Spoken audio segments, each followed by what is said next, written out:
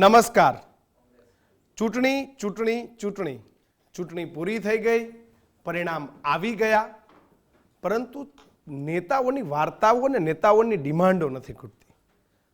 મુદ્દાની વાત સાથે હું કિશન કાટેલિયા આપનું હાર્દિક સ્વાગત કરું છું. હું છું દીક્ષિત ઠકરાર. આપણે એવું હતું કે ચૂંટણી 4 જૂને પૂરી થઈ જશે, 4 જૂને પરિણામ આવી જશે, દેશમાં સ્થિર સરકાર બનશે અને આક્ષેપ પ્રત્યાક્ષેપનો દોર પૂરો થશે અને ફરી જનતાના વિકાસની વાત થશે. બિલકુલ. પરંતુ આજે દેશ એ પોઝિશન ઉપર આવીને ઉભો રહ્યો કે એનડીએને બહુમતી તો મળી, પરંતુ ભારતીય જનતા પાર્ટીને પૂર્ણ બહુમત ન મળતા બેઠકોનો દર શરૂ થઈ ગયો. ક્યાંક ભાંગતૂટની પણ વાત સામે આવી, મહારાષ્ટ્રની વાત સામે આવી અને હજી ઓછું હતું તે પહેલા જ આરોપ પ્રત્યારોપનો દોર પણ શરૂ થઈ ગયો. પ્રધાનમંત્રીના સ્ટેટમેન્ટને લઈને જ રાહુલ ગાંધીએ આજે મોટી પત્રકાર પરિષદ બોલાવી અને પત્રકાર પરિષદમાં કહ્યું કે જે હજારો ને લાખો ઇન્વેસ્ટરોના પૈસા ધોવાયા છે તે ગૌતમ અદાણીની કંપનીને સીધો જ ફાયદો થયો છે. તો કિશન વાત એ જ કરતા હતા કે રાહુલ ગાંધીના ભાજપના નેતાઓ પર ગંભીર આરોપો છે તે લાગ્યા છે અને ગંભીર આરોપો અત્યારે આપણે જોઈ શકાય છે કે જે અદાણી કંપનીને ફાયદો કરાવવા માટેની વાત હતી, પહેલીવાર ચૂંટણીમાં સ્ટોક માર્કેટ પર ટિપ્પણી કરાઈ. રાહુલ ગાંધીએ છે તે કહ્યું, સરકારે કહ્યું કે પરિણામ બાદ શેર માર્કેટ ઉપર જશે, તમે શેર ખરીદી લો. રાહુલ ગાંધીએ કહ્યું એક્ઝિટ પોલ બાદ શેર બજારમાં ભારે ઉછાળો પણ જોવા મળ્યો, પરંતુ જે દિવસે પરિણામ આવ્યું ઘસઘસાટ નીચે શેર પડ્યા. પરિણામના દિવસે શેર માર્કેટમાં કોહરામ મચી ગયો. રિટેલ ઇન્વેસ્ટરના 30 લાખ કરોડ ધોવાઈ ગયા. આરોપ રાહુલ ગાંધીએ લગાવ્યો. દેશના સ્ટોક માર્કેટનું આ સૌથી મોટું કૌભાંડ છે તેવું રાહુલ ગાંધીએ કહ્યું. આ કૌભાંડની તપાસ માટે જેપીસીની રચના થવી જોઈએ. આ પણ રાહુલ ગાંધીએ સ્ટેટમેન્ટ આપ્યું. જોઈ શકાય છે દ્રશ્યોમાં કે એક મેપ લઈને આવ્યા હતા અને સમગ્ર માહિતી છે તે રાહુલ ગાંધીએ આપી. બિલકુલ. એટલે રાહુલ ગાંધીએ આખી જે વાત છે વાતને મૂકવાનો પ્રયત્ન કર્યો દેશ સામે કે 3 તારીખે આખો એક માહોલ બન્યો. લોકોને એક અપીલ કરવામાં આવી હતી કે ભાઈ શેર બજારમાં તમે ઇન્વેસ્ટ કરો, તમારે જે એક્ઝિટ પોલ આવે એક્ઝિટ પોલ પ્રમાણે જે સરકાર છે સરકાર બનવા જઈ રહી છે, તમે બિંદાસ શેર ખરીદો, 4 તારીખે તમારા પૈસા વધી જશે. આવી ખાનગી ચેનલોમાં ઇન્ટરવ્યુની અંદર વાત થઈ હતી. અદાણીની માલિકીની ચેનલ પર રાહુલ ગાંધીએ સૌથી મોટો આરોપ લગાવતા કહ્યું કે અદાણીની ન્યૂઝ ચેનલો સાથે સાંઠગાંઠ કરીને આ કૌભાંડ રચવામાં આવ્યું છે. અદાણી માલિકીની સંસ્થાઓ પર રાહુલ ગાંધીનો સૌથી મોટો આરોપ છે કે ભાજપના મોટા નેતાઓ જાણતા હતા કે સ્પષ્ટ બહુમતી નહીં મળે. કેટલાક ગણતરીના લોકોએ કૌભાંડમાં હજારો લાખો કરોડોની કમાણી કરી છે. આ અપરાધિક ક્રિમિનલ એક્ટ છે, આવું પણ રાહુલ ગાંધીએ કહ્યું છે. ચોક્કસથી તપાસમાં મોટું કૌભાંડ બહાર આવશે. શેર બજારના કૌભાંડને લઈને તપાસ થાય એવી રાહુલ ગાંધીએ માંગ કરી છે. અદાણી ગ્રુપની ચેનલમાં ઇન્ટરવ્યુ આપીને ઇન્વેસ્ટરને ગેરમાર્ગે દોરવામાં આવ્યા છે અને 30 લાખ કરોડ રૂપિયાનું ગરીબો અને નાના માણસોનું નુકસાન થયું. રાહુલ ગાંધીએ એક આખી પીપીટી પ્રેઝન્ટેશન તૈયાર કરી અને પહેલી વખત પ્રેસ કોન્ફરન્સમાં આટલી તૈયારી સાથે જોવા મળ્યા અને સીધા જ ભારતીય જનતા પાર્ટી અને અદાણી પર વર્ષ્યા.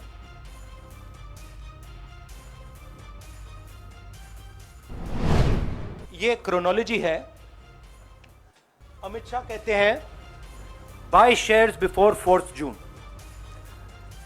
19 में नरेंद्र मोदी जी कहते हैं stock market will break records on June 4th. फिर 28 मई को रिपीट करते हैं. 1 जून मीडिया झूठे एग्जिट पोल रिलीज करती है. बीजेपी का ऑफिशियल जो इंटरनल सर्वे था वो उनको 220 सीट दे रहा था. तो ये इंफॉर्मेशन बीजेपी के लीडर्स के पास था. इंटेलिजेंस एजेंसीज ने 200 और 220 के बीच में सरकार को बताया था कि उनकी सीट्स आ रही हैं. 3 जून को स्टॉक मार्केट सारे रिकॉर्ड तोड़ देता है और 4 जून को खटाक से स्टॉक मार्केट अंडरग्राउंड चला जाता है. ये अनोमली देखिए, ये कौन लोग हैं ये वो लोग हैं जो जानते हैं कि कोई ना कोई घपला हो रहा है। हजारों करोड़ रुपए यहां पे इन्वेस्ट हुए हैं, फॉरेन इन्वेस्टर्स ने इन्वेस्ट किए हैं, और उसके बाद 30 लाख करोड़ रुपए का लॉस होता है। किसका लॉस होता है? रिटेल इन्वेस्टर्स का लॉस होता है। तो ये जो आप देख रहे हैं, हिंदुस्तान की स्टॉक मार्केट की हिस्ट्री का सबसे बड़ा स्कैम है।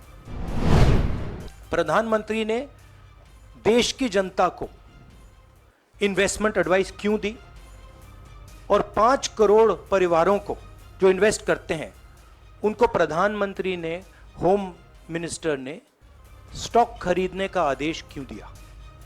दूसरा, दोनों इंटरव्यूज जो किए गए थे वो अदानी जी के जो चैनल्स हैं उनको दिए गए थे, उन पर सेबी का इन्वेस्टिगेशन हो रहा है, तो उन चैनल्स का क्या रोल है?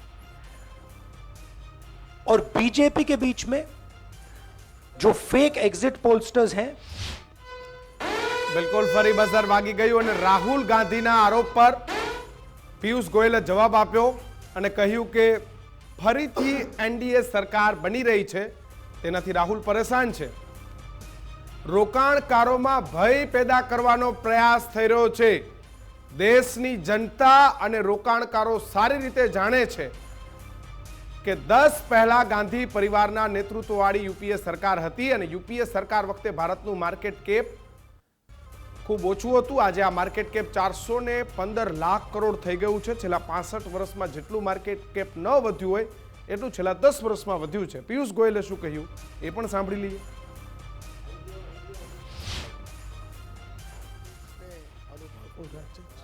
67 lakh crores in May 14, increase of 348 lakh crores in 10 years, and today the market cap is 415 lakh crores. ये वास्तविकता हम सबके सामने। अब इसमें गौर करने की बात है कि इसका सबसे बड़ा लाभ किसको हुआ, और ये हम सब के लिए गर्व की बात है कि भारतीय निवेशक और उसमें भी हमारे रिटेल इन्वेस्टर्स, खुदरा निवेश जो करते हैं, उनको आज इसका सबसे बड़ा लाभ हुआ है। आज वो सिर्फ बाईस्टैंडर के रूप में मार्केट बढ़ रही है दूर से नहीं देखते, आज वो मार्केट में पार्टिसिपेट करते हैं, आज वो निवेश करके उसका लाभ सीधा लेते हैं, और उसके आंकड़े भी मैं आपके समक्ष रखता हूं। તો ચૂંટણી પૂરી થઈ ત્યારબાદ આરોપ પ્રત્યારોપનો દોર શરૂ થઈ ગયો અને મેં પહેલા જ કહ્યું કે એવું હતું કે ચૂંટણી બાદ આ પ્રકારની સ્થિતિ નહીં રહે। તો એના જ માટે ચર્ચા કરવા માટે આપણી સાથે આજે રાજકોટથી જગદીશ મહેતા જોડાઈ ગયા છે। ભારતીય જનતા પાર્ટીમાંથી પક્ષ મૂકવા માટે ઘનશ્યામભાઈ ગઢવી આવ્યા છે, કોંગ્રેસમાંથી પક્ષ મૂકવા માટે મુકેશ પંચાલ આવ્યા છે। આજે આરોપ એવું લાગ્યું એટલે અમારે એક્સપર્ટને પણ બોલાવવા પડ્યા। ફાઇનાન્શિયલ એક્સપર્ટ જયદેવ ચુડાસમા પણ આપણી સાથે છે, પ્રશાંત ગઢવી રાજકીય વિશ્લેષક પણ આપણી સાથે છે, કારણ કે પ્રશાંતભાઈ રાજનીતિનો પણ વિષય છે। સૌથી પહેલા જયદેવભાઈ તમારી પાસે આવીશ। જે પ્રકારની સ્થિતિ, આરોપ પ્રત્યારોપનો દોર, પરંતુ ખરેખર આ સ્થિતિ શેરબજારની થઈ હતી? આ વાતમાં સત્ય છે કે નથી, અને સત્ય છે તો શું સત્ય છે અને ખોટું છે તો શું ખોટું છે? ગાંધીજીની જે પ્રેસ કોન્ફરન્સ હતી તેને બે રીતે અલગ રીતે જોવી પડે। એક તો પ્રથમ તો જે રાજકીય આરોપની જે વાત છે કે સંવિધાનિક પદ ઉપર બેઠેલા, દાખલા તરીકે prime minister Shri, finance minister Shri, ગૃહમંત્રી શ્રી અને વિદેશ મંત્રી, આ ચારે ચાર જણાએ અલગ અલગ સમયે ચૂંટણી પહેલાં એવા સ્ટેટમેન્ટ આપ્યા હતા કે 4 જૂન પહેલાં તમે રોકાણ કરી દો અને પછી તમને ખૂબ સારો ફાયદો થશે। તો આ જે સ્ટેટમેન્ટો અલગ અલગ સમય આવ્યા ત્યારે સમગ્ર દેશમાંથી જે લિટેડ વર્ગ છે એ બધાને પણ આશ્ચર્ય થતું હતું કે ભાઈ કોઈ ઇલેક્શન કમિશનર પાસે જઈ અને રજૂઆત કેમ નથી કરતા કે આ ટાઈપના સ્ટેટમેન્ટ ન આપી શકાય। તો તે સમયે તેમને કોઈ ઇલેક્શન કમિશનર પાસે જઈ અને રજૂઆત કરી હોય તેવું દેખાતું નથી। હવે પછીનો જે બીજો આરોપ છે તેમાં એ મોટી રકમ દેખાડી રહ્યા છે કે 30 લાખ કરોડ રૂપિયા। તો હું તમને એવી રીતના સમજાવીશ કે 30 લાખ કરોડ રૂપિયાનો આંકડો એટલે કઈ રીતે કે કોઈ રોકાણકારે 1 વર્ષ પહેલાં 50 રૂપિયાનું રોકાણ કર્યું અને તે રોકાણની જે વેલ્યુ છે તે 3 જૂનના રોજ 100 રૂપિયા થઈ ગઈ. એક્ઝિટ પોલના પરિણામ પછી જે બજારમાં વધારો જોવા મળ્યો તો તે દિવસે 50 રૂપિયાની વેલ્યુ 100 રૂપિયા થઈ ગઈ.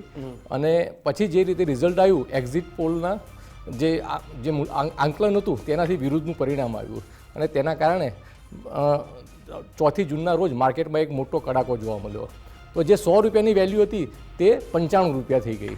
તો જે અનરિયલાઇઝ વેલ્યુ છે કે કોઈ રોકાણકારે 50 રૂપિયાનું રોકાણ કર્યું હોય અને 3 જૂને 100 રૂપિયા થઈ ગયું અને 4 જૂને તેની વેલ્યુ 95 રૂપિયા થઈ ગયું તો 5 રૂપિયાનું રોકાણ ન ગણાય, કારણ કે રોકાણકારે તે દિવસે એ શેરનું વેચાણ કર્યું હોય. પણ ઘનશ્યામ માફ કરજો જયદેવભાઈ, કોઈએ જે દિવસે ઇન્ટરવ્યુ આપ્યા અને એ જ દિવસે શેર 200 રૂપિયામાં લીધો હોય અને એનો શેર 4 તારીખે પરિણામ આવ્યા અને 150નું થઈ ગયું તો એનું તો 50નું ધોવાણ જ થયું કે નહીં? બિલકુલ. એ વાતની હું ફરીથી સમજાવું છું કે જે આપણે માર્કેટ મારે ગુજરાતીમાં સમજવું. આ ગુજરાતીમાં મને તમે એવું કહો પૈસાનું ધોવાણ થયું હતું કે નતું થયું? નુકસાન થયું કે નહીં લોકોને? નુકસાન ન ગણી શકાય, અનરિયલાઇઝ ગેઇન લોસની વાત છે. કારણ કે જે 4 જૂનની પરિસ્થિતિ હતી એ 6 જૂને પાછી બદલાઈ ગઈ છે. છેલ્લા 2 દિવસ દરમિયાન ખૂબ સારી રિબાઉન્ડ જોવા મળી છે. તો જે વાત હતી એ અનરિયલાઇઝ ગેઇન લોસની છે. અને માર્કેટ કેપ હોય તેમાં રતન ટાટાની માર્કેટ કેપ પણ આવી ગઈ, મુકેશ અંબાણી પણ કેપ આવી ગઈ, મારી અને તમે બી જે રોકાણ કર્યું હોય તેની પણ માર્કેટ કેપ આવી ગઈ. મતલબ કે સોમવારના રોજ શેર બજારનો જે બંધ ભાવ હોય અને ત્યાર પછી મંગળવારના રોજ પરિણામ આવે, લેવા દેવા છે કે નહીં? કોઈ એટલે માર્કેટ કેપને કોઈ લેવા દેવા નથી. અગાઉ જે સ્ટેટમેન્ટ આપ્યા તે સમયે ચોક્કસ વિરોધ પક્ષના તમામ લોકોએ ઇલેક્શન કમિશનને રજૂઆત કરવી જોઈએ કે આ સમયે તમે આ સ્ટેટમેન્ટ આપી રહ્યા છો જે વિરુદ્ધ છે, કાયદાકીય રીતે વિરુદ્ધ છે, તેવી કોઈ રજૂઆત કરી હોય કેવું દેખાતું? વિરોધ ન કર્યો, એ દિવસે બોલવા તમે અને આમાં પરિણામ આવી કે બહુમતી ન મળી કે આવા મુદ્દા લઈ આવવાના, આવું અમે નથી કીધું, પિયુષ ગોયલે કીધું. આ બોલો તમે. નૈતિકતાની રીતે જો દેશની રાજકીય દુરાધારા સંભાળતો સત્તાધારી પક્ષના નેતાઓ આવી બેજવાબદારી ભર્યું સ્ટેટમેન્ટ કરે એ સારું કહેવાય. પહેલી વાત. હવે એ વખતે વિરોધ પક્ષે વિરોધ ન કર્યો અને આ રિઝલ્ટ આવ્યા પછી કર્યો તો આમાં કેવું છે, વિરોધ પક્ષ પણ વેઇટ એન્ડ વોચ તો કરે. હા, 3 તારીખની મારી ડિબેટમાં હું નામ સાથે એબીપી અસ્મિતામાં બોલ્યો હતો કે આ રીતના સ્ટેટમેન્ટ કરી ન શકાય કે તમે શેર ખરીદી લો. મુકેશભાઈને ખબર હતી, રાહુલ ગાંધી નથી ખબર? ના, હું સ્ટેટમેન્ટ ઉપર તમે સમજો, હું પણ શેર બજારમાં ક્યાંક 100-200 રૂપિયા રોકું છું તો મને મારા 20 રૂપિયા ના થઈ જાય એની ચિંતા હોય એટલે હું જોતો હતો. એટલે એ વખતે જોયું ને તો રિલાયન્સ પણ જોયો, ટોરેન્ટ પાવર, એવા ઘણા શેર હતા કે જે 20% નીચે આવી ગયા. બરાબર. અને એવું કહેવાતું હતું, એક્ઝિટ પોલ હતા ત્યારે, કે આ બધા શેરના ભાવ ધડાધડ ઊંચે 2000 પોઈન્ટ જતું અને જે દિવસે રિઝલ્ટ આવ્યા 6500 પોઈન્ટ નીચે ગયું. તમે વિચાર કરો કેટલો મોટો ડિફરન્સ. તો પછી એક વસ્તુ તમે નથી સમજતા કે દેશની જનતાનો કેટલા ટકા ભાગ ને કેટલો નાનો માણસ પર શેર બજાર સાથે સંકળાયેલો છે. તો જો તમે આવી, હું કહું છું, તમારું જે ગણતરી હોય 400 પાર, 300 પાર, 350 પાર, એ તમને ખબર, અમને ખબર નથી કે તમારી શું ગણતરી હતી. પણ દેશની જનતા જ્યારે ધારો કે લોકલાડીલા પ્રધાનમંત્રી હોય કે દિગ્ગજ નેતા હોય ભારતીય જનતા પાર્ટીના કે રાહુલજી હોય, આ લોકો કોઈ સ્ટેટમેન્ટ કરે ને તો પ્રજા એમના ચાહક તરીકે નોંધ લેતી હોય છે. તો હું માનું છું કે દેશના એક જવાબદાર નેતા તરીકે આવું સ્ટેટમેન્ટ ન કરી શકાય અને જો કર્યું તો કોને ફાયદો કરાવવા કર્યું છે તે દેશની જનતા પાસે કબૂલ કરવું. ઘનશ્યામભાઈ કબૂલ કરો. આપણા વિશ્લેષક જયદેવસિંહે બહુ સારી વાત કરી કે તમારું મૂળ રોકાણ હતું અને એમાં આદરણીય વડાપ્રધાનશ્રીએ એવું ક્યાંય નહોતું કીધું બધાને કે તમે રોકી જ લો. એમને એવું કીધું કે સરકાર એનડીએની બનવાની છે એટલે તમે ચિંતા ના કરશો અને શેર બજારમાં તમે રોકાણ કરતા હોય તો ચાલુ રાખો તમારું. એમને આ શેર ખરીદી લો કે આ અદાણીના ખરીદી લો કે અંબાણીના ખરીદી લો કે ટાટાના ખરીદી લો એવું કોઈ કીધું નથી. એમાં કોઈ કૌભાંડ જેવું કંઈ વાતે નથી. કદાચ રાહુલ ગાંધીને મને લાગે છે બહુ આનું જ્ઞાન જ નથી. હું હમણાં એમની જ્યારે જોતો હતો પ્રેસ ત્યારે એ બાજુવાળાને પૂછતા હતા કિતને કા હુઆ, એટલે કોઈ કે એટલે એમને એ બોલી નાખે છે. આમાં દેશ આ છેલ્લા તમે 2 દિવસ જુઓ, 2 દિવસમાં આ શેર બજાર એ એટલું જ ગેઇન કરી રહ્યું છે. એટલે આમાં કોઈ પ્રજાને કોઈને નુકસાન નથી. વડાપ્રધાનનો ફરજ છે કે દેશની જનતાનું મનોબળ એને વધારી રાખવું પડે અને એને મનોબળ દેશના અર્થતંત્રને મજબૂત રાખવા માટે, એ મનોબળ ટકાઈ રાખવા માટે એમને કીધું હોય કે ભાઈ તમે ગભરાશો નહીં, તમે રાખો, સરકાર બનવાની છે. અને તમે જુઓ આ સરકાર વર્ષો પછી, 60 વર્ષ પછી ત્રીજી વખત એનડીએની સરકાર બનવા જઈ રહી છે અને આ દેશની પ્રજાએ ભરોસો મૂક્યો નરેન્દ્ર મોદી ઉપર કે એમને ફરીથી વડાપ્રધાન બનવા જઈ રહ્યા છે. અને તમામ એનડીએના ઘટક પક્ષોએ કાગળો લખીને આપી દીધા છે કે અમને આ નેતૃત્વનું સ્વીકાર્ય છે. કાલે પાર્લામેન્ટરી બોર્ડની બેઠકો મુકેશભાઈ, મારે પ્રશાંતભાઈને સાંભળવાના છે ને, અને આ સરકાર આગળ જગદીશભાઈ વધશે રાજકોટથી અને સારી જોડાયેલા રીતે છે, એમનો સરકાર પણ આગળ ટર્ન બાકી વધી રહી છે. પ્રશાંતભાઈ, કોણ સાચું? ખરેખર આ કાવા દાવામાં કેટલો દમ? એક મિનિટ, પિયુષ ગોયલે હમણાં જ પ્રેસ કરીને જે હતું એ કઈ વાત કરી દીધી. જે અને વાત પિયુષ ગોયલે જે એના આ જાણકાર તો નિષ્ણાત છે એને કરી આ તો દીધી. એક ઘણા સમયથી શેર બજાર એ હંમેશા દેશના પરિણામો સાથે શેર બજાર ઉપર નીચે થતું હોય થતું છે. જ હોય, થાય જ છે તો વર્ષો. પ્રશાંતભાઈ, કૌભાંડામાં સાચું કોણ ને ખોટું કોણ? વિશ્વના અમુક મુદ્દા એ રાજકીય સ્થિરતા ઉપર નભે છે અને કોઈ પણ દેશની, આપણી નહીં, માનો કે અમેરિકા હોય તો એનામાં રાજકીય સ્થિરતા કેટલી છે, જેમાં હમણાં શ્રીલંકામાં ખરાબ હાલત થઈ, રશિયા યુક્રેનમાં થઈ, તો એને લઈને અમુક માર્કેટ એ પછી એટલે ઇન્ટરનેશનલ માર્કેટ ત્યાં રાજકીય અસ્થિરતા ઉપર આવીને અટકતું હોય છે. શેર બજાર એમાંનો એક ભાગ છે.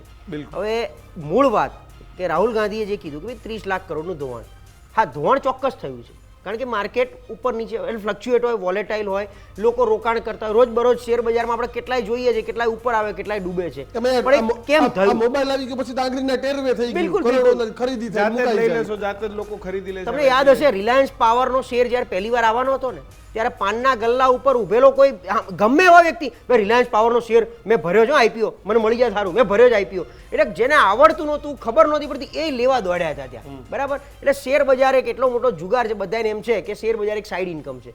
મૂળ વાત અહીંયા એ ચાલુ થાય છે. હા, 30 લાખ કરોડનું ધોવાણ તો થયું છે, પણ કેવી રીતે કે જે રોજબરોજ કામ કરતા હોય, જેમને ખબર હતી 4 જૂને પરિણામ છે, પરિણામના આધારે પ્લસ માઇનસ થવાનું છે, 400 પારનો જુસ્સો એટલો બધો બતાવ્યો તો લોકોને એવું જ હતું કે આ તો 400 પાર આવી જ જવાના છે. એનડીએની મોદીની સરકાર, એનડીએની ખાસ તો કરીને નહીં. જે પીએસયુ કંપની છે એના ઉપર ખૂબ મોટું માર આના કારણે પડ્યું છે, જેટલી પણ પબ્લિક. બિલકુલ બિલકુલ, એટલે એ જ છે, કારણ કે મેં શું કીધું, રાજકીય અસ્થિરતા અહીંથી ચાલુ થાય છે. એટલા માટે હવે મૂળ વાત શું છે કે તમે રાજકીય પક્ષ તરીકે જ્યારે પ્રચાર કરો છો તો તમારે આ બધા જુગારને વચ્ચે લાવવાની ક્યાં જોઈએ? શેર બજાર એક જુગાર છે. તમે તમારી આખી વાત કરો, કેમ આવવાના છો એની વાત કરો, પણ શેર બજારમાં રોકાણ કરી નાખજો, કરવું હોય તો માર્કેટ ઉપર જતું રહેવાનું છે, નીચે.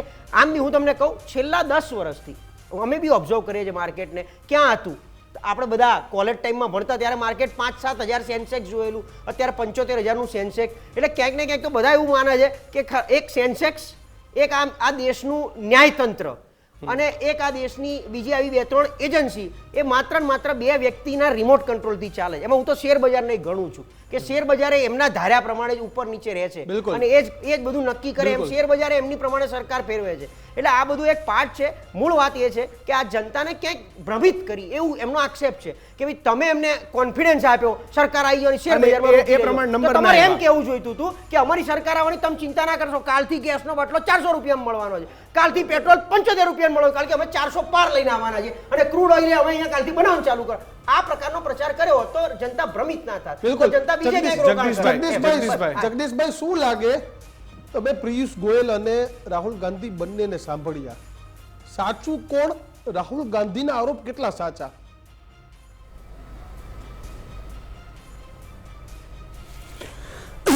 જુઓ, આપણી નજર સામે તમે એક દીવો હોય, દીવામાં બાકસમાં આમ સળી પ્રગટાવો તો તમને કોઈ પૂછે કે આ અગ્નિ ક્યાંથી આવ્યો તો એનો જવાબ આમ કઈ નથી, અને પછી તમે ફૂંક મારીને ઓલવી દો ક્યાં ગયો તો એનો જવાબ નથી. બિલકુલ, ક્યાંથી આવ્યો એનો જવાબ નથી, ક્યાં ગયો એનો જવાબ નથી. શેર બજાર જે છે એ આના જેવું છે. બકરીને તાવ આવી જાય તો સેન્સેક્સ ઘટી જાય, અને કોઈ સારો વરસાદ હજી વાદળા ઘેરાણા હોય તો વળી સેન્સેક્સ વધી જાય. આખો સંવેદનશીલ મુદ્દો છે. જે પ્રશાંતભાઈ ગઢવીએ કીધું એમ સાચી વાત છે કે શેર બજાર અને સટ્ટા બજાર એ એક જમાનામાં ન્યુટ્રલ તો માનવામાં આવતું હતું, એક માપદંડ માનવામાં આવતું હતું કે આ પ્રકારે જે કંઈ ચડ ઉતર થાય તો એના રિઝલ્ટ સાચા હોઈ શકે. આપણે બધા એક્ઝિટ પોલ જેટલા પણ આજે વૈજ્ઞાનિક ઢબે કહેવાતું કરાય છે એ એક્ઝિટ પોલ કરતાં પણ સટ્ટા બજાર ઉપર લોકોને ભરોસો વધુ એટલા માટે હોય છે કે એક્ઝિટ પોલ કરનારી એજન્સી અથવા તો જે તે ટીવી ચેનલ્સ કે એનો મીડિયા ગ્રુપ એનો હજી કંઈક એજન્ડા માની લો કે હોઈ શકે, પણ સટ્ટા બજાર છે એમાં તો નકરા દટ્ટા, રૂપિયાના દટ્ટા જ હાલે, એમાં કાંઈ કોઈનો એજન્ડા સેટ થઈ જાય એવું હાલે નહીં. એટલે વાત એવી જ છે કે શેર બજારમાં પણ આ પ્રકારે કંઈક સેટિંગ કર્યું હોય એમ તમારે ત્રણેય ફાઇનાન્સ મિનિસ્ટર, ગૃહમંત્રી શ્રી અને વડાપ્રધાન એણે આવી કોઈ પણ પ્રકારે જાહેરાત કરવાની જરૂર નહોતી. તમે એમ કરવા માંગતા હતા, જો કે આ ત્રણેય જે કીધું છે એની પાછળનું લોજિક એવું છે કે મોટા ભાગની એજન્સી જે છે એક્ઝિટ પોલ વાળી એણે એવું જ બતાવ્યું હતું કે નરેન્દ્ર મોદીની સરકાર જે છે એ 400 કે પાર નહીં તો પણ 400 ને આડે ગાળે તો આવવાની છે જ. હવે એટલે એ લોકો તાનમાં ને તાનમાં કહો તો એમ, અને રાહુલ ગાંધીના આક્ષેપને તમે સમર્થન આપો તો તેમ કે તમારે પર્ટિક્યુલરલી શેર બજારનું શું કામ કહેવું પડ્યું. જેમ કે પ્રશાંતભાઈએ કીધું એમ કે તમે 400 ને પાર જવાના હતા તો કહી દીધું હોત તો કે ભાઈ એસટીના ભાડા ઘટી જશે, એ ગેરંટી છે, જાઓ, અને ગેસના બાટલાય તમને સસ્તા મળશે એ ગેરંટી છે. હવે પછી શિક્ષણમાં તમને આટલું રાહત થઈ જાય એ ગેરંટી છે, કારણ કે મોદીની ગેરંટી તો હાલતી હતી. પર્ટિક્યુલરલી શેર બજાર જ શું કામ? એટલે રાહુલ ગાંધીના પ્રશ્નનો જવાબ ભલે એ સાચો ખોટો પછીની વાત છે, પણ એનો મુદ્દો જે છે એને હાવ અવગણી શકાય એમ નથી કે પર્ટિક્યુલરલી ગૃહમંત્રી કક્ષાના વ્યક્તિ, વડાપ્રધાન જેવા તમે 4 જૂન પહેલા લેવાય એટલા શેર લઈ લેજો, પૈસા તમારા નાખવાની તાણ નહીં રહે, આવી બધી વાત કરો એટલે શંકાના ઘેરામાં તો તમે ચૂવો જ. આ પ્રકારે સરકારે વાયદાના વેપારમાં સીધું ઘૂસવું ન જોઈએ. પણ રાહુલ ગાંધી કહે છે એમ માની લો કે 30 લાખ કરોડ રૂપિયા વયા ગયા હોય તો એની બજારમાં અસર તો જોવા મળી હોય ને. દુષ્કાળ પડે તોય અસર ખેડૂતોમાં જોવા મળે છે, અતિવૃષ્ટિ થાય તોય જોવા મળે છે. પૈસાના અભાવે ખેડૂતો આપઘાતે કરે અને બાકી ઘણી બજારોમાં અસર થાય. અત્યારે આપણે જે જીવીએ છીએ બજારમાં કોઈ 30 લાખ કરોડનું ધોવાણ થઈ ગયું અને કોઈએ અત્યારમાં સંન્યાસ લઈ લીધો હોય કે ઘર છોડીને ભાગી ગયા હોય એવો રેકોર્ડ તો પાછો છે નહીં. તો 30 લાખ કરોડ આવ્યા ક્યાંથી ને ગયા ક્યાં? એટલે જ મેં તમને કીધું કે તમે દિવાસળી પેટતા અગ્નિ ક્યાંથી હોય તો રામ જાણે, ફૂંક મારીને ઓલાવી દો ક્યાં ગઈ તો રામ જાણે. બિલકુલ, એટલે આ પૈસાનું પણ કંઈક એવું જ છે કે પૈસા પણ કિશન આજે એની સાથે એનડીએ ગઠબંધન સરકાર બનાવવા જઈ રહ્યું બિલકુલ. છે, એમાં પણ આજે ઘણા બધા ઉતાર ચઢાવ આવ્યા, કારણ કે સાથી પક્ષોએ મહત્વના મંત્રાલય છે તે માગી રહ્યા છે. ખાસ કરીને મળતી માહિતી મુજબ જેડીયુ કેબિનેટ માટે મોટી ભાગીદારી માગી રહ્યા છે. જેડીયુની નજર હવે રેલવે, કૃષિ મંત્રાલય પર મંડરાયેલી છે. બિહાર માટે વિશેષ પેકેજની માંગ પણ હવે નીતિશ બાબુ કરે તો નવાઈ નહીં. અગાઉ બહુમતીવાળી સરકાર રેલવે અને કૃષિ મંત્રાલયમાં ભાજપ પાસે જ હતા. આ વખતે ચિરાગ પાસવાને પણ રેલવે માગી લીધું. એટલે સ્થિતિ એવી છે ઘનશ્યામભાઈ, આ વખતે તો બધા મંત્રાલય એક જ છે પણ બંને સાથી પક્ષો રેલવે માગી રહ્યા છે. એટલે કન્યા એક જ છે, મુરતિયા બે થઈ ગયા, એટલે ઓરિજિનલ તો હતા જ. હા, ખાતાનો સ્વયંવર કરો. આ બધી વાતો આ મીડિયામાં કે આ રીતે ચર્ચાય છે. આ વાતોને તમે ઓથેન્ટિક કોને લખીને આપ્યું કે અમારે આજ ખાતું જોઈ છે? એટલે આ બધી 2 દિવસ પછી બાઇટ આવશે. આ 2 દિવસ પછી આવીશ, કાલે આવીશ, આવશે, જ્યારે bite તમે આવશે. કહેશો ત્યારે આવીશ. અને બીજું, દરેકને માગવાનો હક પણ છે. ચોક્કસ, બહુ સાચી વાત. એ માગી શકે સહયોગી છે પાર્ટી સાથે, છે, હા. મૂળ તો સહયોગી પાર્ટી છે અને બધાને માગવાનો હક છે. પણ જેને જે પ્રમાણે જેના સંસદ સભ્યો હશે એ પ્રમાણે એને બધાને એમને એમ તો 240 તમારી પાસે, બધા મંત્રાલય તમારી પાસે રહેવા જોઈએ, પણ એવું થવાનું નથી. પ્રોરેટા પ્રમાણે તમામને આપવામાં આવશે. નાનામાં નાના પક્ષને પણ ધ્યાનમાં રાખીને એને ન્યાય આપવામાં આવશે. કારણ કે આ એનડીએની સરકાર છે. 2014, 19 એ પહેલાંય જ્યારે અટલ બિહારીજીની હતી કે યુપીએની હતી, બધી જ સહયોગથી ચાલતી હતી.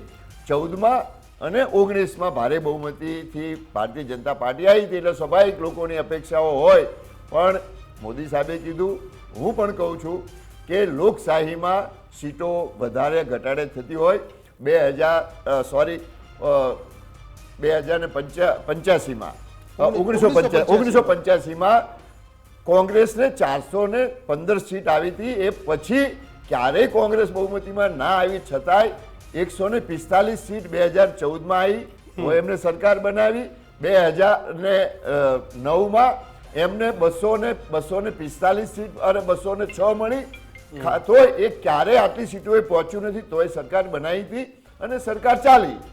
એમ આ એનડીએની સરકાર છે, ચાલવાની છે સારી રીતે. અને એટલે જ આ 2 દિવસથી શેર બજાર પણ સારી રીતે ચાલે છે, કારણ કે એમને પણ લાગ્યું કે હવે સરકાર બનવાની છે. અને આપણે જે આગળ શેર બજારની વાત કરીએ તો સેન્સિટિવ છે. પેલા જગદીશભાઈએ કીધું એમ વરસાદનું વાદળું થાય તોય તે ઘટી જાય ને વધી જાય, કોઈક એકાદો મરી જાય તોય વધી જાય ઘટી જાય.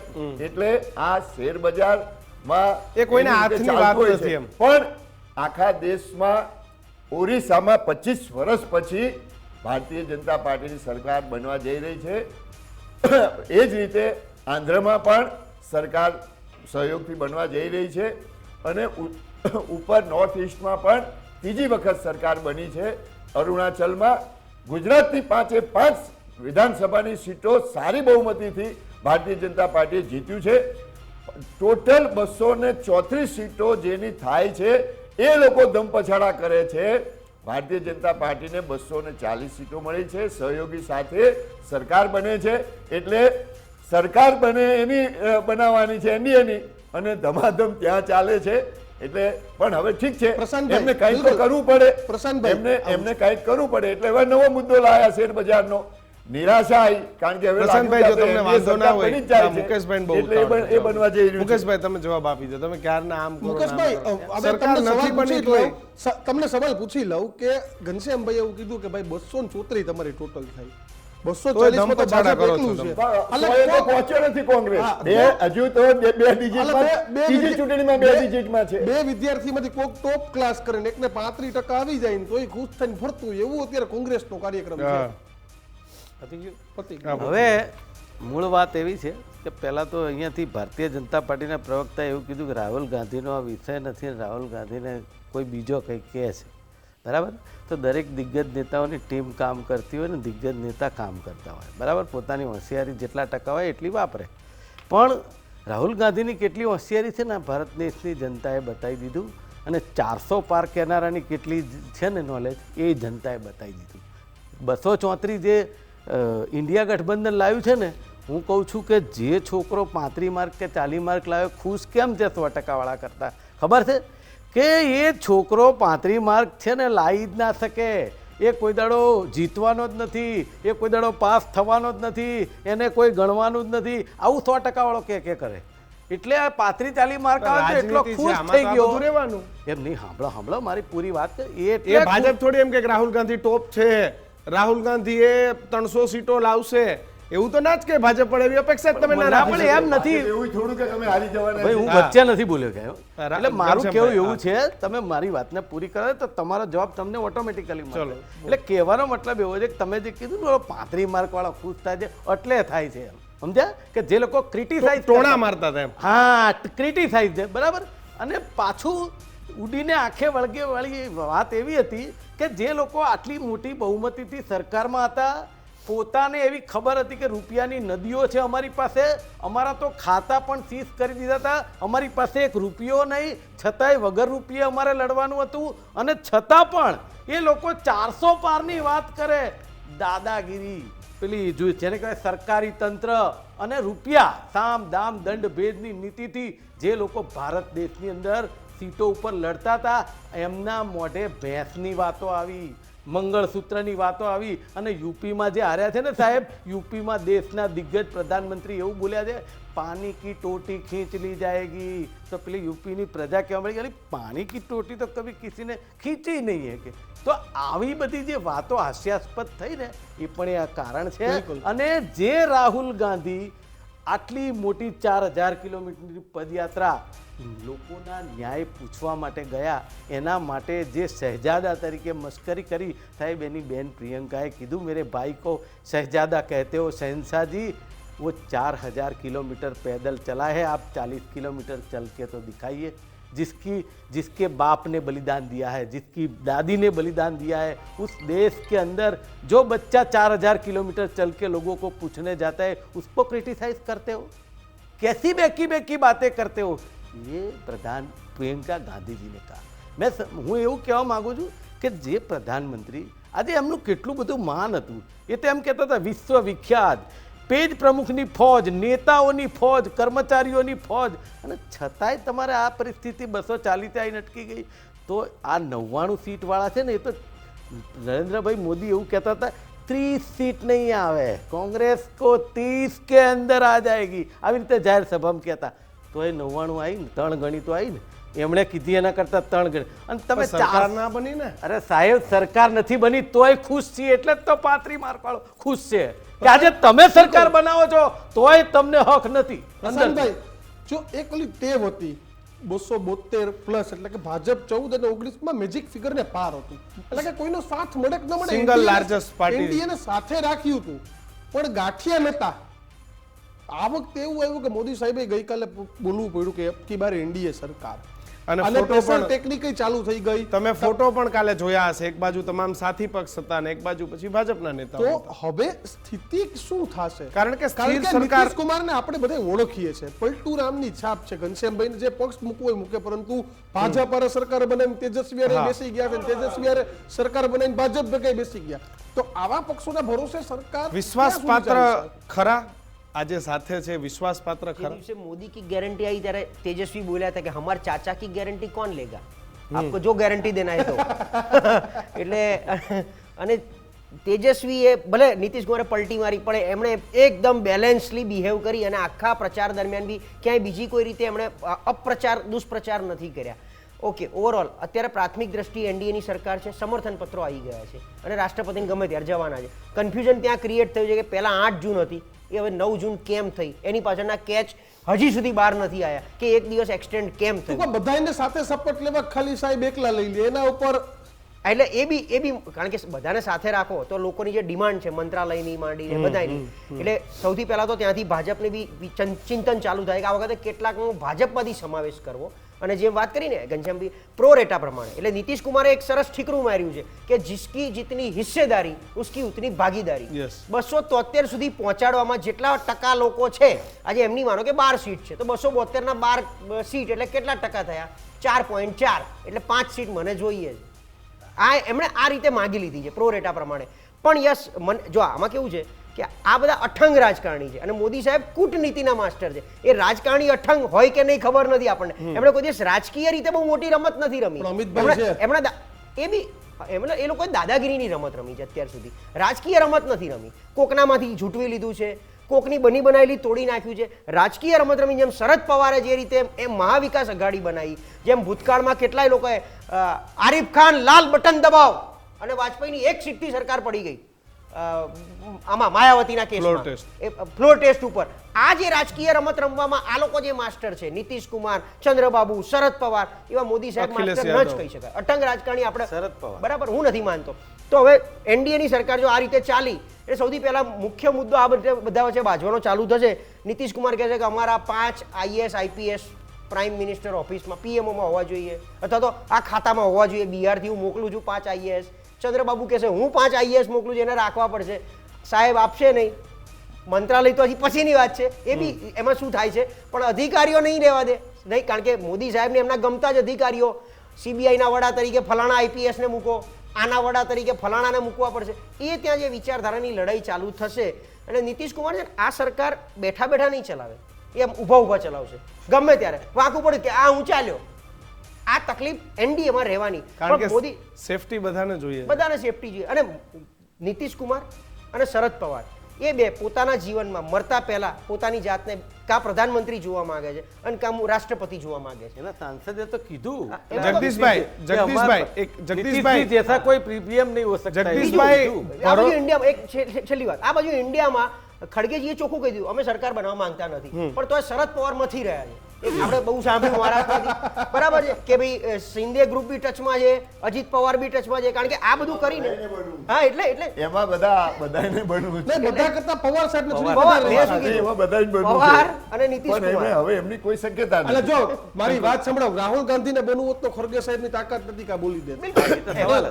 જગદીશભાઈ કઈ રીતે બની શકે? જગદીશભાઈ બહુમતી તો જોઈએ. કેવી ના, રીતે NDA ની આ બહુમતી. આજે સંઘ છે કાશીએ પહોંચશે ખરો? 5 વર્ષ પૂર્ણ થશે ખરા? કારણ કે સવાલોના ઘેરામાં બંને ટીડીપી અને જેડીયુ બંને વિશ્વાસ પાત્રતા એ બહુ નથી મળતી.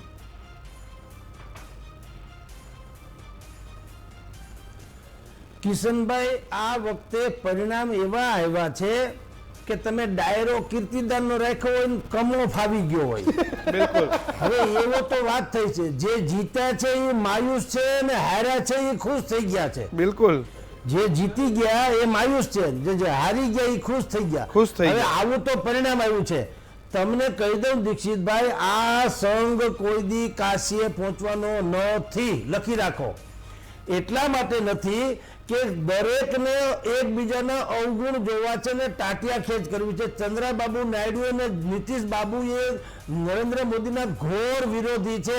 હજી તો ભેંસ ભાગોળે છેસ છાગોળે ત્યાં ઘરમાં ઘમાઘમ શરૂ થઈ ગયું છે કે તમારે અગ્નિવીર યોજનાની જે છે ફેર વિચારણા કરવી પડશે, એવું અત્યારે આ ભાઈ નીતિશ બાબુના પક્ષના નેતા છે એણે કીધું કે અગ્નિવીરની ફેર વિચારણા કરવી જોઈએ. પછી અમને આટલા મંત્રણા આપી, અમને આટલા મંત્રાલયો આપવા જોઈએ. બિહારને તમારે સ્પેશિયલ સ્ટેટનો દરજ્જો આપવો જોઈએ અને આટલા 1000 કરોડનું સ્પેશિયલ બજેટ પણ આપવું જોઈએ. જાતિગત જનગણના પણ તમારે કરાવવી જોઈએ. વન નેશન વન ઇલેક્શનમાં અમે માનતા આજે નથી. અગ્નિવીર પણ તમામ પક્ષોને એમના સાથે જે વાતચીત કેસી ત્યાગી છે, કર્યા એમને પછી અગ્નિવીર કરવા પણ જોઈએ. કહી દીધું. અગ્નિ હા, મેં એ જ વાત કરી, કેસી ત્યાગીજીની વાત મેં જ કરી છે, આવી જ વાત. એટલે સવાલ એ છે કે વઢકણી વહુની જેમ અત્યારે સાસુ વહુના ઝઘડા અત્યારથી શરૂ થયા. હજી તો રવિવારે તિલક વિધિ બાકી છે તે પહેલા. એટલે આપણે કહો, અને બીજું નરેન્દ્ર મોદી હોય કે અમિત શાહ હોય, એનો સ્વભાવ નથી આવી રીતે ગીડગીડાટની જેમ કોઈનું કામ કરવું. એ આદેશથી કામ કરવા ટેવાયેલા છે. નીતિશ બાબુ અને ચંદ્રબાબુ નાયડુ એ અત્યારે એવો પ્રયાસ કરી રહ્યા છે કે તમે અમને કાઢી મૂકો એનડીએ માંથી. એનડીએ માંથી અમારે નીકળીને જ જવું, તમે અમને કાઢી મૂકવાની પરિસ્થિતિમાં લાવો. શું કામ? કે જુઓ, અખિલેશ યાદવે પણ કીધું છે કે હજી સરકાર બનાવવામાંથી અમે લોકોએ આશા છોડી નથી. એટલે એ લોકો પણ ટાપીને બેઠા છે. એને ખબર છે કે જો રવિવારે નરેન્દ્ર મોદી શપથ લઈ લે અને નરેન્દ્ર દામોદરદાસ મોદી વડાપ્રધાનનું સહી થઈ ગઈ તો નરેન્દ્ર મોદીએ સ્વયં કીધેલું છે ભારતીય જનતા પાર્ટીના વિજયોત્સવમાં. શું કીધું છે કે मेरा तीसरा कार्यकाल बहुत बड़ा फैसले लेने का कार्यकाल बनेगा और ये मोदी की गारंटी है. આ આખે આખું વાક્ય ફરી પાછું એને દોહરાવ્યું અને પાછું એક લીટી ઉમેરી એના कि मैं किसी भ्रष्टाचारियों को सहन करने वाला नहीं हूं. देश का जिसने लूटा है मैं उनके पास ले लूंगा. હવે તમે આ કુનબો જુઓ વિરોધ પક્ષનો, એક એક લોકો પાસે તમે જાણો છો ભ્રષ્ટાચારની કેવી એની મથરાવટી મેલી છે. નરેન્દ્ર મોદી જો સહી રવિવારે કરી લે તો સોમવારે આમાંથી ભાગ્યે જ કોઈક જોવા મળશે, બાકી બધા તિહાર જેલમાં જોવા મળે અને કા ભાગતા ફરે કા જામીન માંગતા ફરશે. એની આ લોકોને ખબર છે, વિરોધ પક્ષના લોકોને. એટલે નીતિશ કુમાર અને ચંદ્રબાબુ નાયડુ, હા બિલકુલ સાહેબ, એટલે એ લોકો વેલકમ કરશે ને. આપને કહી રાખું, હજી રવિવાર પહેલા અનેકો બ્રેકિંગ ન્યૂઝ તમારે સાંભળવા પડશે. કારણ એવું છે કે ગમે તેમ થાય તો પણ નરેન્દ્ર મોદીને આવતા રોકવા હોય, હા નરેન્દ્ર મોદીને આવતા જો રોકવા હોય તો નીતિશ કુમારને જે ઢઢિયો છે વર્ષોથી કે હું પીએમ મટીરિયલ છું, તો એને એક વખત ઢઢિયો એનો પૂરો થઈ જાય. પણ મૂળ વાત એ છે, બધાનો કોમન એજન્ડા એક છે, નરેન્દ્ર મોદીને આવતા અટકાવો.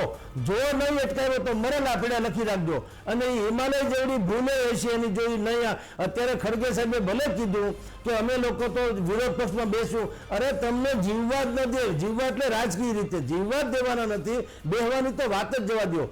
એટલે કહું છું કે જે કોઈ અત્યારે વાત કરે છે, એકબીજામાં કોઈને ભરોસો નથી. રાહત ઇંદોરીનો બહુ સારો શેર છે, આમાં લાગુ પડે એવો શેર એવો છે, दोस्ती जब भी किसी से की जाए दुश्मनों के भी राय ली जाए, मौत का जहर है फजाओं में अब कहां जाके सांस ली जाए.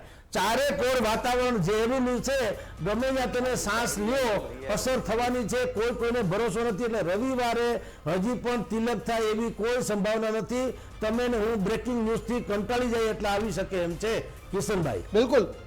તો ચર્ચા અનેક થવાની છે, પરંતુ કિશન મારા મોબાઈલમાં આપણે ડિબેટ કરીએ અને કોંગ્રેસના જ કાર્યકર્તાનો એક મેસેજ આવ્યો કે ચાચા તો પલટી મારે કે નહીં મારે તે જોવાનું છે, પણ આ 99 માંથી 15-20 ન વયા જાય. મુકેશભાઈ, આનું શું થશે? એની ગેરંટી કોણ લેશે? જો એક વાત કહું તમને, અત્યાર સુધી એમણે એમના રૂપિયાના સામ દામ દંડ ભેદના જોરે જે કંઈ કર્યું એ કોંગ્રેસ કંઈ બચાવી શકી? ગયું જ છે. સમજો, એના રિઝલ્ટ પણ જોયા જ છે.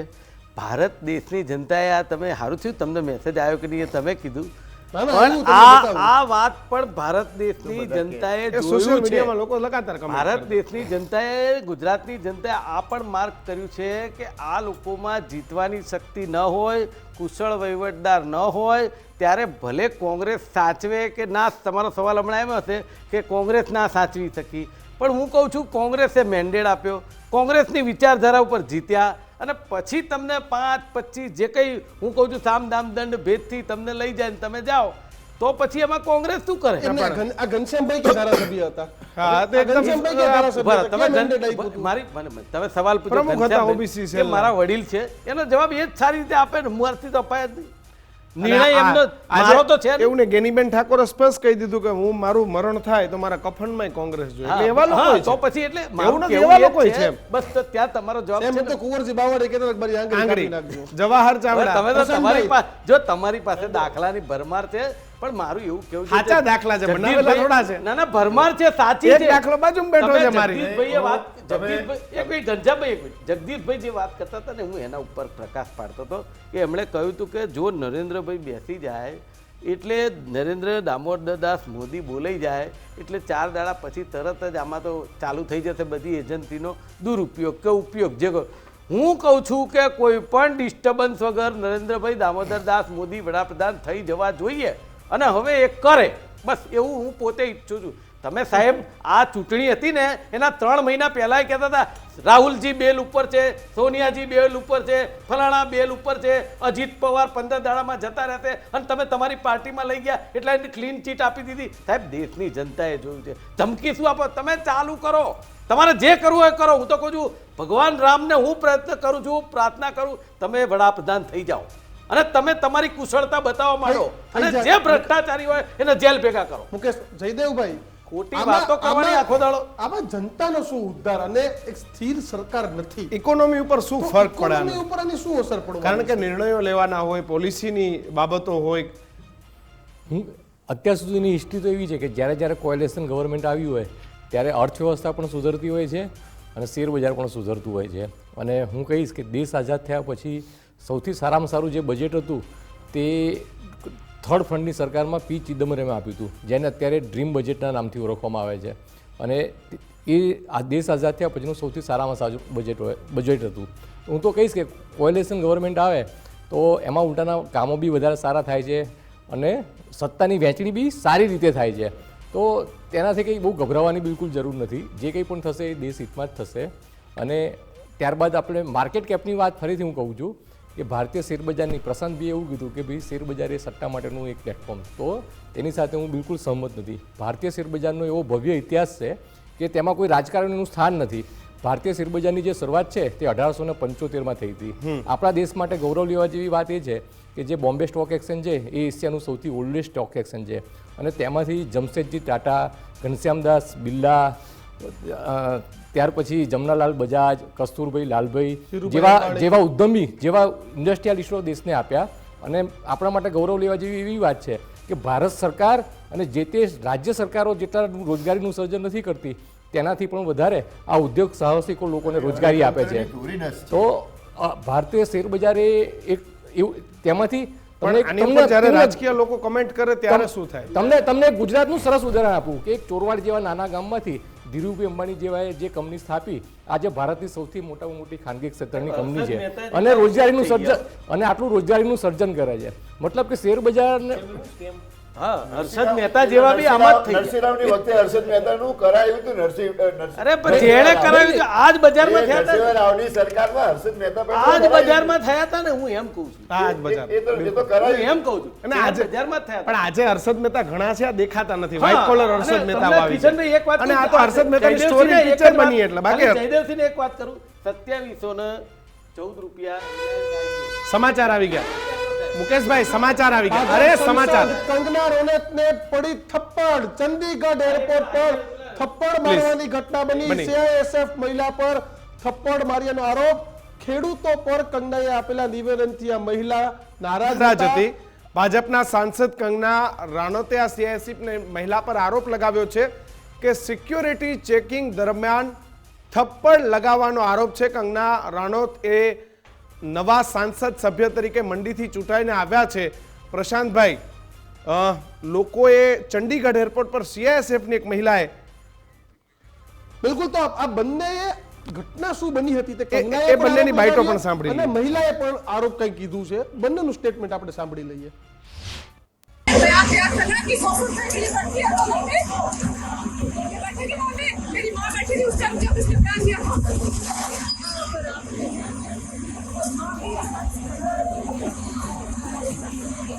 नमस्ते दोस्तों, मुझे बहुत ज़्यादा फ़ोन कॉल्स आ रहे हैं मीडिया के भी और मेरे शुभचिंतकों के भी. सबसे पहले तो I am safe, I am perfectly fine. आज चंडीगढ़ एयरपोर्ट पे जो हादसा हुआ वो सिक्योरिटी चेक के साथ में हुआ. वहाँ पे मैं सिक्योरिटी चेक करके जैसे ही निकली तो दूसरे कैबिन में जो महिला थी, जो सुरक्षा कर्मचारी थी CISF की, उन्होंने उनके पास या उनको क्रॉस करने का इंतज़ार किया और साइड से आकर जो है मुझे मेरे फेस पे हिट किया और गालियाँ देने लगी. और जब मैंने उनको पूछा कि उन्होंने ऐसा क्यों किया तो उन्होंने कहा कि वो फार्मर्स प्रोटेस्ट को जो है वो सपोर्ट करती हैं. और I am safe but my concern is कि जो आतंकवाद और उग्रवाद पंजाब में बढ़ रहा है, how do we handle that? Thank you. જગ્યાએ CISF ની મહિલા એક સેલિબ્રિટી, એક સંસદ સભ્ય અને એની સાથે આ પ્રકારનું વર્તન કરે ને કહે છે કે ખેડૂત આંદોલનમાં મારી માતા પણ હતી અને મને એનું દુઃખ છે ને તમે જે ખેડૂતો માટે નિવેદન આપ્યું મને નથી ગમ્યું. આ બાબતો સિક્યુરિટીની રીતે જોઈએ કે લોકોના ગુસ્સાની રીતે, બંને રીતે આ વાત તમે કેવી રીતે જોવો છો? સૌથી પહેલી વાત પોતે CISF ની જવાન છે, યુનિફોર્મ પહેરેલો છે અને આ ઘટના ઘટે એ પહેલી દ્રષ્ટિએ ખરાબ જ કહેવાય. અને હવે કંગના રનૌત એક સેલિબ્રિટી તો છે, એની સાથે સાથે દેશની એક પ્રતિનિધિ છે, લોકસભાની એક સંવિધાનિક પદ ઉપર છે. એટલે કંઈ બી હતું તો એમણે કંઈક કાં તો આપણે એમને નોર્મલી કંઈક ચર્ચા કરો એમ તો એમણે કંઈ હતું તો એમનો ગુસ્સો બીજી રીતે ઠાલવી શક્યા હોત, પણ આ વસ્તુ ખોટી થઈ છે પહેલું. પણ યસ, કિસાન આંદોલન વખતે બની બેઠેલા બધા નેતાઓએ બેફામ નિવેદનો, કોઈ કે ખાલિસ્તાની કીધા, અને કિસાન આંદોલન જેન્યુન હતું કારણ કે તો જ કાયદો પાછો ખેંચાયો ને. જો જેન્યુન ના હોત તો બધા જેલમાં હોત, જે બેઠા હતા એ બધા ખાલિસ્તાની હોત. કોક કેવા પેલા ઘણા લોકોએ પેલા દિલ્હીના સાંસદ મીનાક્ષી લેખીએ મીનાક્ષી લેખીએ બી બેફામ બોલ્યા હતા કે એ સબ મવાલી હે, ગુંડે હે. કોઈ કે ટ્રેક્ટર ચલાવી દીધું. હમણાં જ આજે એમના દીકરાએ પેલા આના ટેની, અજય ટેનીના દીકરાએ પણ ન કરવાનું કર્યું હતું. સો એ વખતે એક માહોલ એવો બન્યો હતો કે બધા એકબીજા પ્રત્યે ગ્રજીશ રાખ્યા છે અને એની અસર ક્યાંક ને ક્યાંક પરિણામમાં જોવા મળી છે. ટેની કદાચ હારી ગયા છે, એ પણ હાર્યા. ઓવરઓલ યુપીમાં અને પંજાબમાં જે પરિણામ આવ્યું છે એ પણ આની અસર છે ખેડૂત આંદોલનની. એટલે ઘટના 100% ખોટી, કારણ કે એરપોર્ટ CISF યુનિફોર્મ પહેરીને તમે આ વસ્તુ જ્યારે કરો ત્યારે ખોટી જ કહેવાય. અને કંગના રનૌત નો ડાઉટ એ વખતે બેફામ બોલ્યા હતા બી ખરા, કારણ કે એમને લોકસભાની ટિકિટ લેવાની હતી એ વખતે, એને મળી ગઈ. એ વખતે જે કંઈ લોકોએ જેવો રોલ ભજવ્યો છે એ પ્રમાણે એમને યોગદાન, એમને ઇનામ બધા મળ્યા છે. સમયનો અભાવ છે. જગદીશભાઈની પ્રતિક્રિયા લે એટલે પછી જગદીશભાઈ ત્યાંથી ફ્રી થઈ જાય. જગદીશભાઈ, કેવી રીતે જોવો છો જ્યારે એક સેલિબ્રિટી અને સાંસદ હોય અને એને આ પ્રકારે એરપોર્ટ પર આવી ઘટનાઓ બને, આવો કડવો અનુભવ થાય? કેટલું ચેતવા જેવું, અને એરપોર્ટ તો સૌથી વધારે સિક્યોર કહેવામાં આવે છે.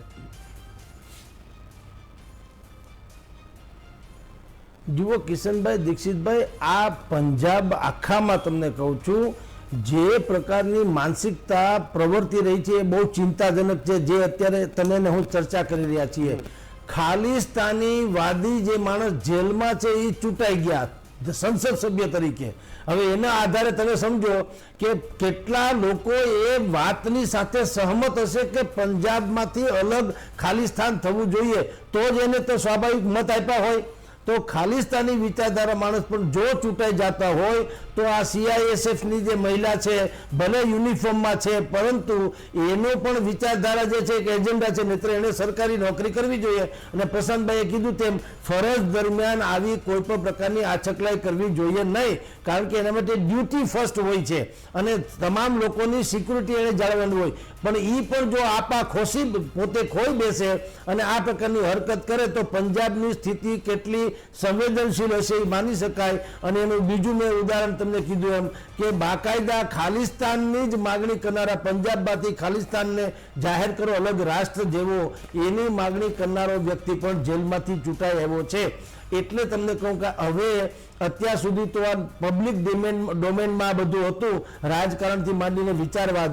હવે આ સરકારી એજન્સીઓમાં, સિક્યુરિટીમાં કે એ પ્રકારની સૈન્યમાં પણ જો આવતું જાય તો એ અત્યંત ગંભીર ગણી શકાય અને એને ક્યારેય હળવાશથી તો ન લેવું જોઈએ, ધડારૂપ કોઈ કાર્યવાહી કરવી જોઈએ. લાઈન સર જે એમના સૈનિકો ઉભા હતા, એમાંથી એક સૈનિક એમની ગનનો એક મોટા સમાચાર આપણી વચ્ચે આવી રહ્યા છે. સમાચાર આવી રહ્યા છે યુપીથી. આ મહત્વના સમાચાર આવી રહ્યા છે. યુપીમાં ભાજપના રકાસ બાદ આ સૌથી મોટા સમાચાર. યુપી ભારતીય જનતા પાર્ટીના અધ્યક્ષ ભૂપેન્દ્ર ચૌધરીએ રાજીનામા આપવાની તૈયારી બતાવી છે. ભાજપ અધ્યક્ષ જેપી નડ્ડા પાસે રાજીનામું આપવાની ઈચ્છા વ્યક્ત કરી છે. યુપીમાં ભાજપનો રકાસ થયો છે, એમના માટે પોતાની જાતને જવાબદાર ગણ્યા છે અને રાજીનામું આપવાની તૈયારી બતાવી છે. ઘનશ્યામભાઈ, ફડણવીસ બાદ બીજા એક મહાન આગેવાન મહાન નેતા યુપીના અધ્યક્ષ, એમને પણ રાજીનામું બતાવવાની ઈચ્છા વ્યક્ત કરી છે. પરિણામો બાદ રાજીનામાનો દોર ભાજપ. ખરાબ પરિણામની વાત કરીએ તો રાજસ્થાન બાદ તમે આગળ જાઓ તો મહારાષ્ટ્ર, ઉત્તર પ્રદેશ, આ તમામ જગ્યાએ અપેક્ષા કે બાકી તો એવું હતું હિન્દી ભાષી બેલ્ટમાં તો વન સાઇડ ખેલ છે, પણ આ વખતે ખેલ ક્યાંક ઊંધો પડ્યો. હરિયાણા કોઈને લાગે કે હું આના માટે જવાબદાર છું એવું વ્યક્તિગત સ્વીકારતા હોય તો કોઈ એની ઓફર કરે પણ ખરા રાજીનામું આપવાની. પણ આ તો હજુ એટલી નૈતિકતા ભારતીય જનતા પાર્ટીમાં છે તે આવું કહે છે. મધ્યપ્રદેશમાં એમના જે પાર્ટીના પ્રમુખ છે એના ઇન્દોરમાંથી એમનો ઉમેદવાર જે પોતે ફોર્મ પાછું ખેંચી લીધું, જેનો ખાસ માણસ હતો મધ્યપ્રદેશના જીતુ પટવારી પ્રમુખ છે કોંગ્રેસ પાર્ટીના, અને 29 સીટો પૂરેપૂરી જતી રહી, છતાં ત્યાંથી હજુ આવું કોઈ કહેતું નથી. એના કરતાં આમને કદાચ એવું લાગ્યું હોય કે અમારે જવાબદારી સ્વીકારવી જોઈએ તો એમને એમની ઓફર કરી છે. એ પાર્ટી નક્કી કરશે કે હવે એમને શું કરવું. એ બિલકુલ. જયદેવભાઈ, તમે કઈ રીતે આ ઘટનાઓને જોવો છો? કઈ ઘટનાની વાત?